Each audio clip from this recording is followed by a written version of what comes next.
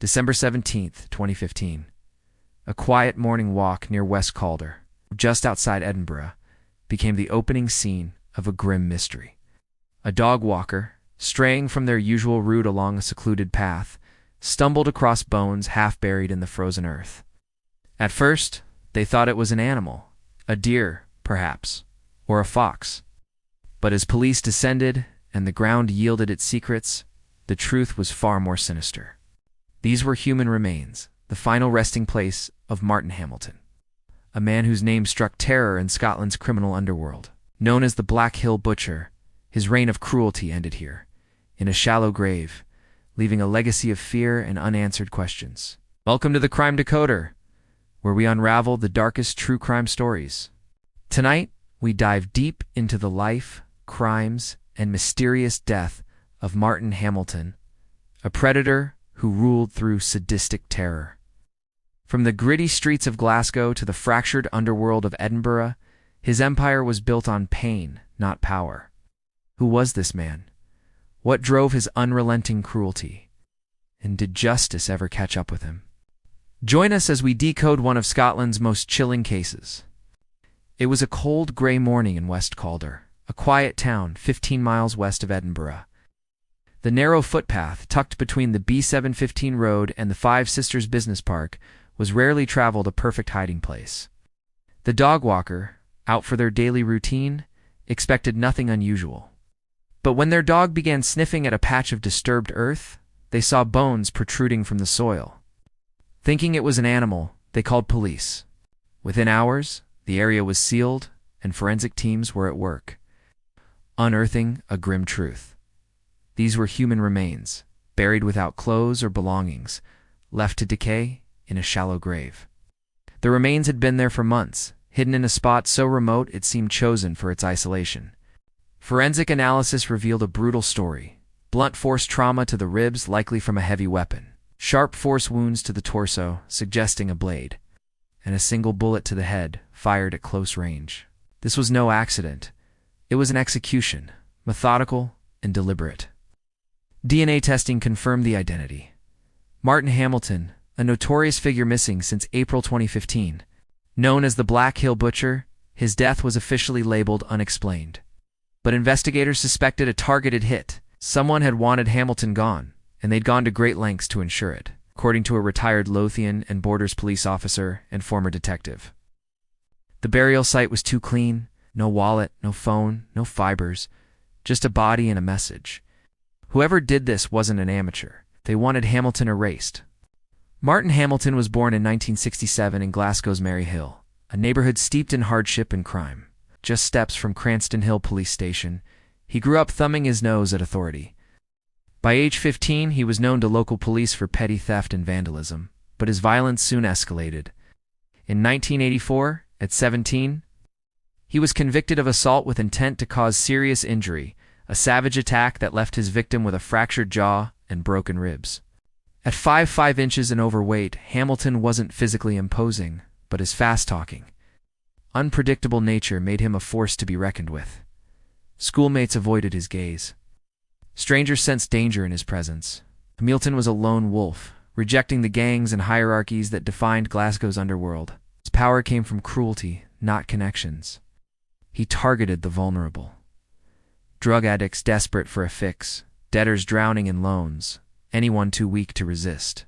Using drugs as bait, extortion as leverage, and sexual violence as a weapon, he built a reputation as sadistic.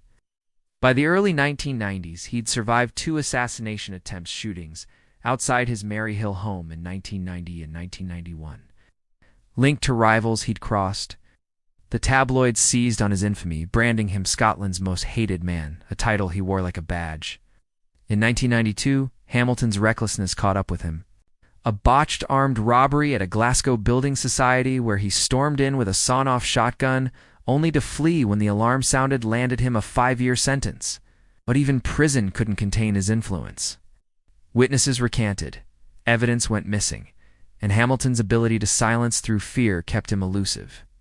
Released in 1996, he emerged more dangerous than ever, his legend growing with every whispered story. By the late 1990s, Hamilton's run-ins with Glasgow's crime lords, including the notorious Arthur Thompson, made Maryhill untenable. Relocated to Edinburgh's west side, a fractured underworld with no dominant player, Broomhouse, Wester Hailes, and Sighthill were perfect for a predator like Hamilton. Chaotic, vulnerable, and ripe for exploitation. He moved with ruthless efficiency, seizing control of drug supply lines and extorting anyone with something to lose. Pub landlords, small-time dealers, even shopkeepers. His methods were barbaric, designed to break spirits. One teenage dealer, barely 16, lost a finger to a knife for shorting a payment by £50. Another, a 17-year-old, nearly lost an eye when Hamilton attacked him with a teaspoon in a fit of rage. Reports of beatings, scaldings, and sexual assaults flooded police reports, but victims stayed silent, paralyzed by fear. One pub landlord paid £30,000 to keep Hamilton at bay. Another, who refused, was found shot in a ditch near Sighthill, his case unsolved to this day. Police launched 24/7 surveillance, tailing Hamilton's van through Edinburgh's streets, but he was untouchable. Witnesses vanished, complaints dissolved, and his grip tightened.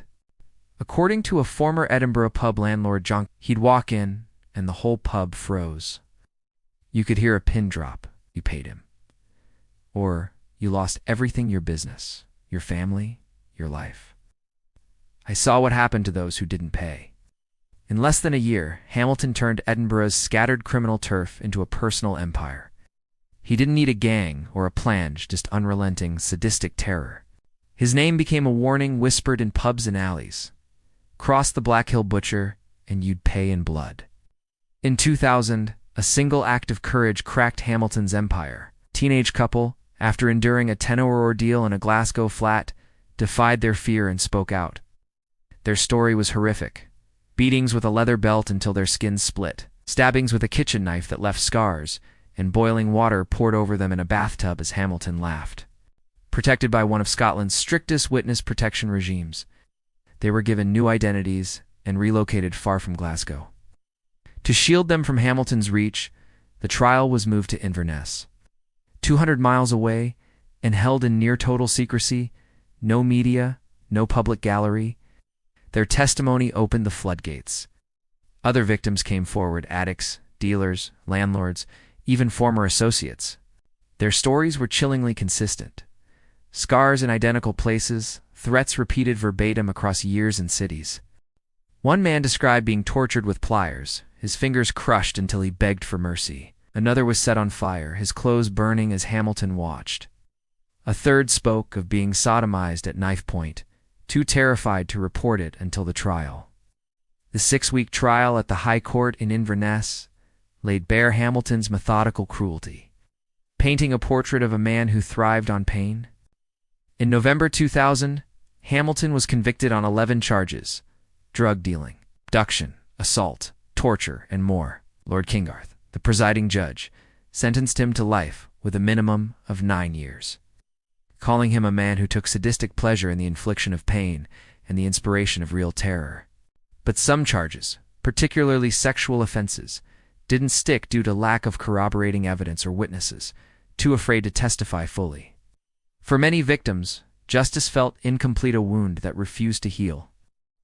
One of the victim advocates, Sarah, told press that the trial was a victory, but it wasn't enough. Some victims felt cheated. Hamilton's worst crimes went unpunished. They still lived in his shadow, even with him locked away. At HMP Shotts, a maximal security prison, Hamilton didn't fade into obscurity. He remained a specter, his presence chilling even among hardened criminals. Other inmates avoided him, not out of respect, but fear. Guards used his name as a disciplinary tool, warning troublemakers. Keep it up, and you'll deal with Hamilton. As a prison listener meant to counsel vulnerable inmates, Hamilton found new ways to exploit. Allegations surfaced of continued abuse, manipulating young prisoners, coercing them into compliance, even targeting them during rare day-release meetings.